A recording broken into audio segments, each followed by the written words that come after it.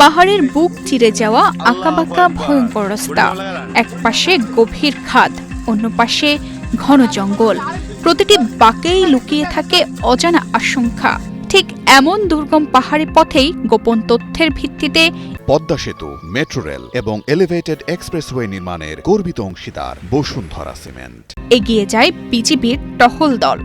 মুহূর্তের মধ্যেই পাল্টে যায় পরিস্থিতি। শুরু হয় চোরাচালান বিরোধী নাটকীয় অভিযান। বাংলাদেশ মায়ানমার সীমান্তের নাইখ্যাংছড়ি এলাকায় চোরাচালান বিরোধী অভিযানে ১৫টি বার্মিজ গরু আটক করেছে বর্ডার গার্ড বাংলাদেশ। ২০ ডিসেম্বর শনিবার গোপন গোয়েন্দা তথ্যের ভিত্তিতে পরিচালিত অভিযানে বিজিবির উপস্থিতি টের পেয়ে চোরাচালান কারবারিরা পালিয়ে যায়। পরে ঘটনাস্থল থেকে মালিকবিহীন গরুগুলো জব্দ করা হয়।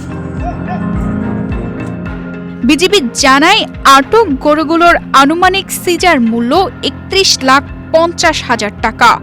সীমান্ত এলাকায় চোরাচালান সহ সব ধরনের অবৈধ কার্যক্রম দমনে টহল ও গোয়েন্দা তৎপরতা অব্যাহত থাকবে।